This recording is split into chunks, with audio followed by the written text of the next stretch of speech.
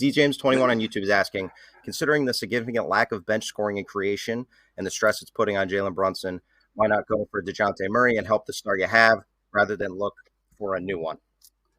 Yeah, you know what? It's an interesting point. It's a name that's come up. We were going to get there anyway, but I appreciate the question because I know that there are people within the Knicks that see Dejounte as a great fit next to Jalen Brunson, alongside Jalen Brunson. But I think what you see here is you see an Atlanta team that's going to be looking for a lot in return for Dejounte Murray, considering what they gave up not that long ago to get him in the building. So I could easily see Atlanta holding on to Dejounte Murray past the trade deadline if nobody meets that high asking price.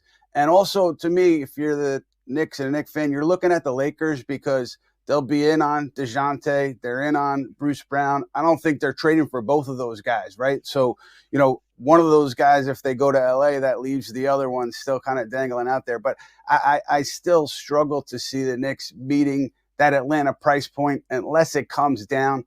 Murray, very talented player, but you look at what this Knicks starting five has done lately. They played really well. The team's playing well. I'm not saying that Murray wouldn't benefit the Knicks. I really think he would. I just, based on everything you're hearing, I don't think that they would meet that price point based on where it is right now.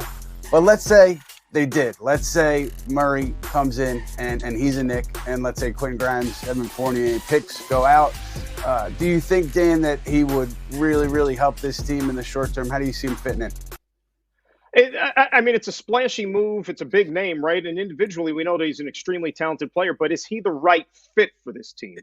That's why when the trade was made with Toronto and OG Anunoby came over, you thought, okay, OG's a perfect fit for this team. I look at Dejounte Murray, he's almost like the anti-OG, right? He's not really somebody who spaces the floor.